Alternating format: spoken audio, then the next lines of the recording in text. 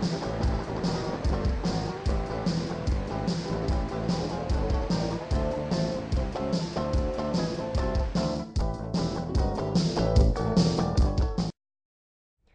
to the Surf and River Report. I'm Dr. Andrea Neal, the president and founder of Blue Ocean Sciences. Tonight we're speaking with Michael Sheehy from Channel Keeper, and we want to talk a little bit about marine protected areas. Mike, could you introduce a little bit about your organization? Sure, yeah. I'm Michael Sheehy. I'm the director of the marine programs at Santa Barbara Channel Keeper. And our mission is to protect and restore the Santa Barbara Channel and its watersheds. So those are all the rivers and streams from Ventura River watershed all the way up to Point Conception that flow into the channel. So we're hearing a lot in the news about marine protected areas. Could you explain what a marine protected area is? Sure, I'd be happy to. Marine protected area really is a discrete part of the ocean and our coast that we set aside that we don't allow any exploitation out of. And what does that do for us? Well, MPAs do a lot for us, and they do tons for the biological communities that live in the ocean there that's being protected. So MPAs really do allow these areas to go unexploited, allowing that biology to grow and restore and actually regain again that ecological integrity, we call it. So really the interaction between the animals and the plants, and allow the area to grow and prosper again as it once did before we started to take from it. So what does that mean for my dinner plate? Yeah, perfect question. It actually, in the long run, means a lot. We will get more fish on our dinner plate from MPAs. The idea being that within these protected areas, we get more fish, we get more biomass, and that productivity actually spills over into areas that we fish. So while you might not be able to fish in an MPA, the areas surrounding an MPA will actually see larger amounts of fish, and therefore we'll see more fish on our plates. Wow, that's fantastic. Do we have any MPAs here in California? We do, yeah. We're extremely fortunate to have MPAs in California.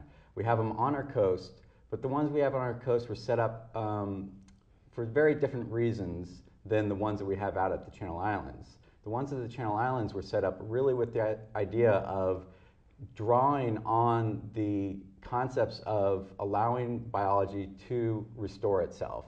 So we have a great array of MPAs at the Channel Islands, at all of them, and they make up only about 20% of the water mass around the Channel Islands, yet they are showing huge signs of productivity already, only after 5 years of being implemented.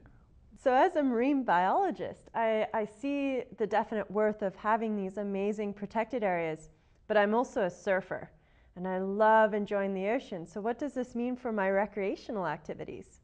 Well, in MPAs, you can do every kind of recreational activity that you've always done. In fact, we, other than in some cases, taking in recreational fishing. But actually, we're really going to see with MPAs that our recreational activity and our experience is really going to be enhanced by MPAs. So where now we go and surf, and we go and walk the beaches and walk the tide pools, when we have MPAs in place, we're going to actually start seeing more of the ocean coming to life. We're going to actually get a better experience from that visit to the ocean. So California is actually in the midst of this groundbreaking implementation of a law that was passed nearly 10 years ago called the Marine Life Protection Act. And that implementation of that law is allowing California to set up new marine protected areas up and down our coast. I believe you brought a really cool video to talk about marine protected areas. I think we'll see that right now.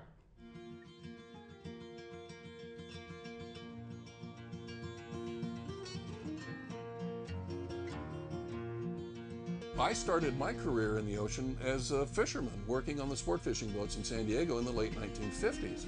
And we would go out in the morning and catch small Pacific mackerel. And we would use those for bait to catch marlin and tuna later in the day for our clients on the boat. And we would report to the newspaper every night how many marlin and tuna and yellowtail we caught. And they would print those like box scores to attract people to come fish with us the next day or the next week. And they still do that in California. You can still pick up the newspaper and read the box scores on who's catching what. And it turns out that today we are reporting how many of those small Pacific mackerel we caught. So in 40 or 50 years, we're now proud to report we caught the bait. There are great photographs from the teens and 20s of piers in Southern California that are lined with people, all of them in suits.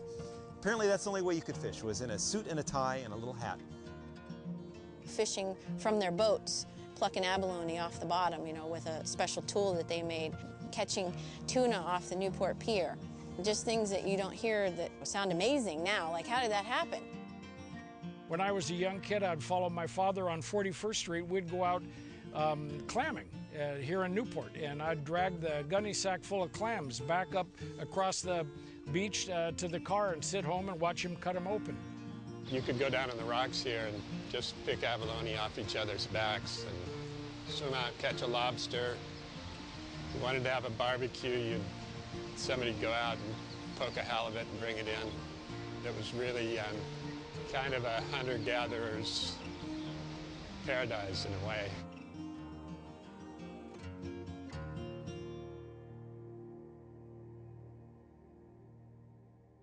When I was a deckhand on a Lamparo boat in 1967, Ed Kennedy, the guy I worked for, he had a little flasher that showed the depth. That's what he had. Now, some guy or some woman in a skiff is a recreational angler. You can have radar, you can have sonar, you can have a handheld GPS, which will take you to within about 5 feet of where you want to be day after day after day. It can be foggy. You can't see anything, and you can go back and hammer the same reef over and over again. You can have satellite imagery that will show you where the oceanographic fronts are, and that's where the albacore are. The population in 1950 of Orange County was 204,000 people. And today, almost 60 years later, it's 3 million people. And if you take our watershed, it's 5 million people. It's one of the things that's happening right now is that humans are getting disconnected from nature, living in urban environments where we engineer the environment. We call it the built environment. I think we become less and less human, and certainly we have less and less manners as we get estranged from the natural world, because that's where we learn everything, I think. With all of that development, pavement, concrete, and everything else, it's had a huge impact on our waterways, our harbors, and certainly the ocean. More people creates more runoff and more just pollution that's going to end up in the ocean eventually. It's like, come on, bro, think about it. Basically, I think everybody overestimated the ocean's ability to supply us with whatever we wanted. We thought that these fish were just inexhaustible. You know, I mean, you left the port and it was nothing to fill your boat up with fish, and we didn't think too much about, there were no regulations, really. You left the harbor entrance and it was a free-for-all. You caught as much of whatever as you could. Abalone and lobster used to be very, very common all the way from Northern California to Cabo in Baja California. And they're almost gone throughout their distribution area. A gentleman said, you know, well, what's the big deal? It's just me and my grandson sticking a pole in the water. You know, what's the problem? I said, well, the problem is in San Diego County, there's 3 million people alone in San Diego County, so it's not just you and your grandson. The old saying that if you give a person a fish, they eat for a day. If you teach them to fish, they eat for a lifetime. If you give 1 million people fishing poles, sonar, fishing equipment, trawlers, large boats, you have species extinction. The point is, in one generation, we've impacted this water and these beaches and ocean to such a great extent that in one generation, the things that I enjoyed and people in Orange County my age enjoyed here and remember so vividly, our children don't even have that. The world's oceans are threatened by overfishing, CO2 acidification, dead zones, red algae blooms, islands of floating plastic, urban runoff, and a toxic brew of sewage, pesticides, and mercury. Unless something is done, and done soon, the ocean as we know it may cease to exist. Ocean conservation is lagging a century behind conservation on land. The idea of taking care of big places for the public to enjoy, for us to use as a benchmark for the environment. On land, First National Park, 1872.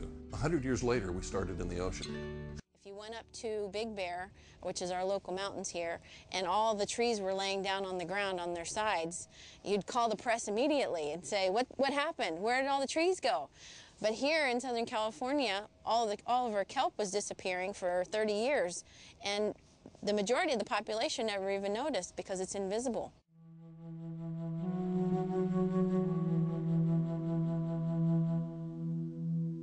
If you've never been down into a kelp forest or never been diving, you don't get the chance to see the majesty of being, sitting on the bottom and looking up and seeing this amazing kelp forest above you. And it really is like being in the redwoods and looking up and seeing this amazing ecosystem and broad, giant trees on top of you.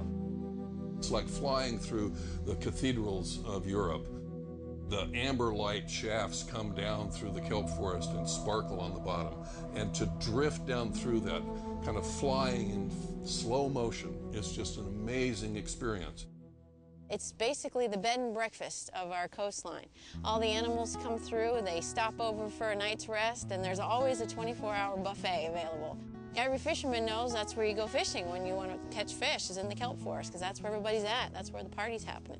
It is literally the habitat that it's been documented over 800 species of invertebrates, fish, and marine mammals depend on at one point or another in their life history. So the kelp forest is the habitat, the foundation by which all these other organisms survive. Analogous would be a ponderosa pine forest on land. And it also glasses off the waves for surfers and provides food. I mean, what more can we say, and cleans up the air? I mean, can you imagine? And it's all done for free if we take care of it.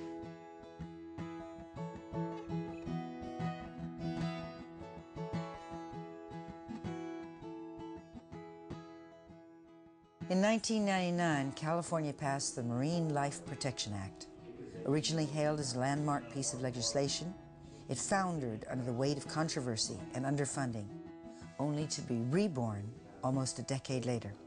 Legislation requires this effort to take place, and the funding has been provided both by state government and by private foundations, so it's an excellent example of a governmental and a private sector compromise to achieve a goal. The Marine Life Protection Act initiative is a many-pronged attempt to put a network of marine reserves in, and this is the most important thing, the network, so that with a small amount of ocean in reserves, you can actually cover and improve the health of a large amount of ocean in between the reserves.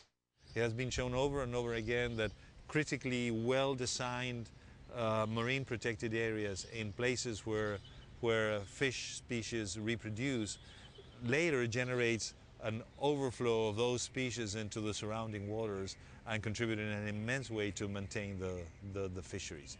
For those who don't really understand fishery, it's a nursery. And you understand at a nursery you don't take things from it. It's a place where things thrive and grow and not be depleted.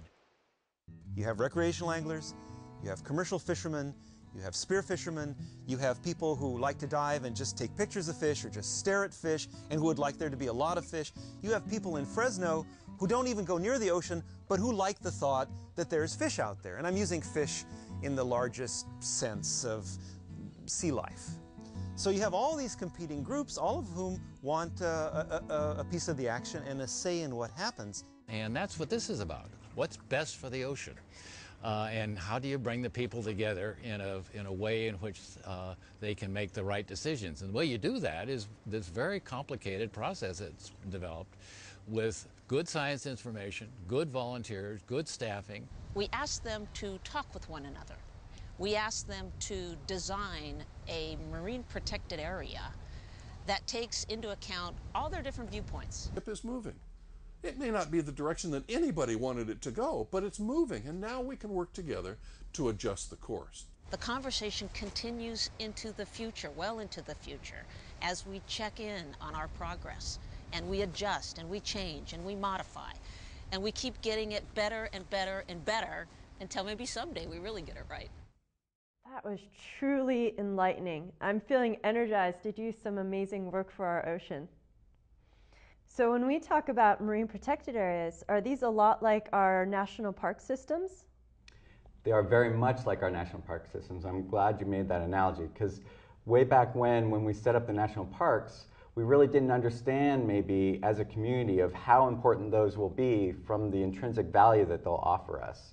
We are seeing that now in the few MPAs that we have in our oceans, how our communities are really drawing the benefits from those. And we hope with this new series of MPAs in California that we will bring new benefits, not just to our economies, but our just way of life, from setting aside small fractions of our oceans to really grow and come back to its natural heritage that it once was. So basically, you're saying that we're creating a treasure for our future generations. I like it. Yep, that's exactly what I'm saying. Are we going to see those changes in our lifetime? Without a doubt. As I said, out in the Channel Islands, we're already seeing changes in the biology within those marine protected areas only after 5 years. So within 10 years, 20 years, we're going to see exponential benefits and huge changes in the biology of those areas, certainly within our lifetime. In fact, worldwide, there have been MPAs around for up to 40 years, and in those MPAs, you actually have seen complete changes in the system to areas that people had never seen before. So new species are arising, new interactions are arising between those species. It's phenomenal. That's truly amazing. And it's such an inspiration and hope, considering that we only have 10% of our large fish species left in the ocean. And what we hear in the daily news about climate change and the impact of marine debris on our world's oceans that are so integral to our survival as well as the ocean's survival. So do you think that the MPAs will play a major portion in being a bright hope for our future? For sure, yeah. MPAs truly are really a beacon of promise for our understanding of oceans and also for our attempt to conserve those natural resources that come from the sea.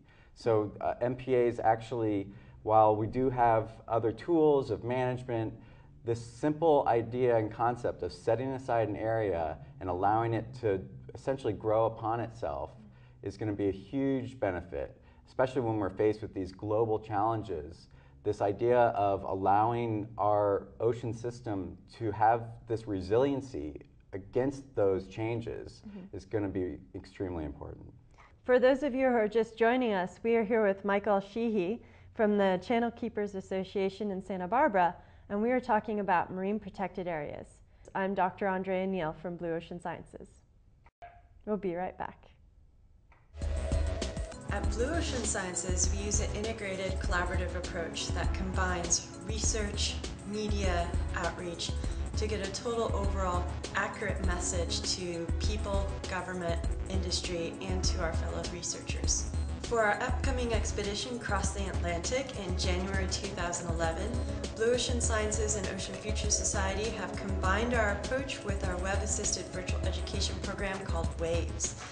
Teaming up with Blue Ocean Sciences are fellow ocean advocates at the Ocean Future Society, headed by Jean-Michel Cousteau. Overall, there is an impact, and what we're going to define is how severe that impact is, and what are some of the possible ways that we can deal with that impact.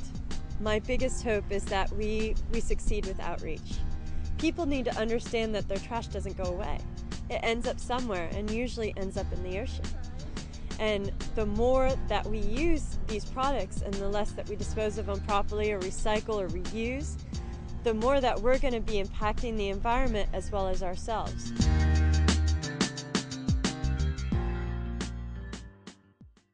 Welcome back to the Surf and River Report. I'm Dr. Andrea Neal, and I'm here with Michael Sheehy from the Santa Barbara Channel Keeper. We were talking a little bit about what we want for our future generations. And personally, as a marine biologist and a scientist, I am really concerned about our future generations and the legacy we are leaving them. Could you tell us a little bit more about marine protected areas and how they work and function? Yeah, I'd be happy to. So the idea of setting aside a discrete area of our ocean which goes unexploited, is really a benefit for those species and communities within that section. Mm-hmm. But one thing that actually California's really been mindful of is you can either set aside large expanses if you really want to recreate the ecosystem and an ecosystem integrity in that spot, or you can set up this network of smaller MPAs that are actually separated by areas that are open to extractive uses like fishing. However, if you follow the movement of fishes, those small MPAs that are set apart from one another will actually have an exchange between them with the movement of those animals. So what makes the marine protected areas in California different from marine protected areas all over the world? It's a great question, and in some cases they won't be very different, but in many cases they will. The other MPAs that have been set up in parts of the world were set up with unique understanding and reasons, but usually very discrete implementation, whereas the ones in California are really set up to reestablish the entire coastal ecosystem. So this idea of discrete but separated smaller MPAs are really meant to benefit the areas in between them and maximize that benefit not only in the MPAs but outside them. So the idea isn't just to create these unique parks, if you will, but also to reestablish the benefits and the natural resources of our entire state. So basically, you're saying that by making marine protected areas, we're creating more fish. Yes, that will be one benefit. There will be so many other benefits, but that is one of the ones that we're all very focused on. We definitely have seen some changes in our fisheries. We are certainly looking at some species that are in decline, are changing in their population structure. And one great hope is that these MPAs, and the science is there to back it up, will actually improve our fisheries and our fishery stocks. That's good news for us who like to eat fish. So I'm Dr. Andrea Neal, and we are here with the Surf and River Report, and I'm with Michael Sheehy from the Channel Keepers in Santa Barbara. And we would like to ask you to participate with us in helping us protect our marine protected areas. Is there a way that we can do this? Well, one great way you can participate is to get the word out that they exist. So educating people that these special areas along our coasts and oceans are there and are there for our enjoyment is a perfect way to allow people to go and experience for themselves really the benefits that we'll get from protecting these small sections of our ocean. So where can we visit to find more information about marine protected areas? Well, certainly come to our website, www.sbck.org. There are also some other great resources out there. The Department of Fish and Game, that will be the regulatory agency overseeing MPAs, also has a great resource, and that's www.dfg.ca.gov/MLPA. So are there any good examples of MPAs in California waters? Yeah, we have quite a number of MPAs. The ones on the mainland are quite small. They're set up for a variety of different, more opportunistic reasons. But we have some excellent MPAs out at the Channel Islands. One of the best ones that we have throughout the state is at Anacapa Island, where dive boats will now go frequently to visit and really see the benefits that we do get from these protected areas. I know from my own personal experience, when I was out with you guys in 2007, I saw the largest black sea bass I've ever seen. And that type of thing is becoming more and more common within marine protected areas because these fish are really given a safe haven to grow and reproduce. The MPAs seem like this amazing resource, and we're providing future generations with our treasures of the ocean. Is there any opposition to what we're seeing in marine protected areas? There is, yeah. I mean, clearly what we're doing when we set up a marine protected area is we're telling certain users that they can't use that area, right? So fishing can't happen in certain marine protected areas, the reserves. So with that in mind, of course, there are users that in the short term are have to move where when they do their activity. However, over the long term, we've seen time and time again that even those users realize the benefits as those benefits spill out into the areas where they actually get to benefit from it. In fact, the MPAs out of the Channel Islands were set up by fishermen realizing that there was a need to help the fishing and fishing stocks out at the islands. That just seems like an amazing benefit for all of us. So I'm Dr. Andrea Neal, and we are here with the Surf and River Report, and this is Michael Sheehy from the Santa Barbara Channel Keepers. And I know that both of us would like to ask all of you who are watching us to help protect our marine protected areas. So how can our viewers for the Surf and River Report get in contact with people and learn more about our marine protected areas? Well, they can always contact us at www.sbck.org or me directly at michael@sbck.org. And we'll be happy to share more information about marine protected areas and the process to set them up in California. Thank you. I'm Dr. Andrea Neal from Blue Ocean Sciences. You can reach us at www.blueoceansciences.org. And I want to thank you so much for joining us on the Surf and River Report.